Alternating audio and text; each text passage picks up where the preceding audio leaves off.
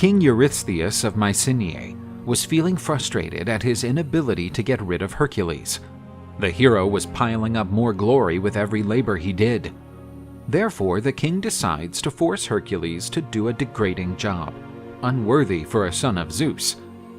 In one day, the hero had to clean the great stable of King Augean in Elis. The stable had not been cleaned for a long time and had accumulated tons of animal dung. Eurystheus thought that, aside from the task's difficulty, Hercules would refuse to perform such an indecent job. But the hero bowed humbly to his king's wish and set out for the kingdom of Augean. The need to be cleansed of his sins was more important than his pride. Hercules stood before King Augean and offered his services to clean the stables, but he didn't inform him that he was there at the service of King Eurystheus. Zeus's son bargained with Augean for payment for this work, and they reached an agreement.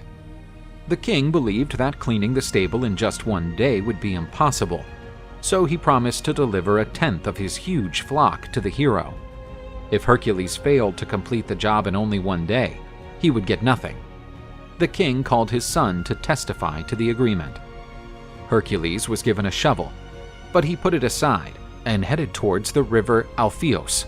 With immense strength, Hercules threw large rocks into the river, diverting its course toward Augeas's stable.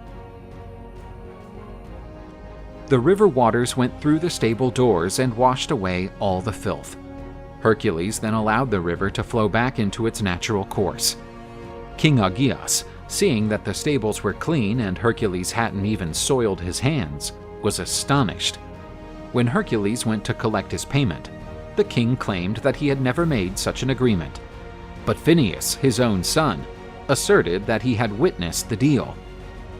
Enraged by such treachery, the king expelled Hercules and his son. But Hercules would not take such humiliation. He gathered an army of Thebans and dethroned King Augean, installing the honorable Prince Phineus on his father's seat. Another one of his labors was now done.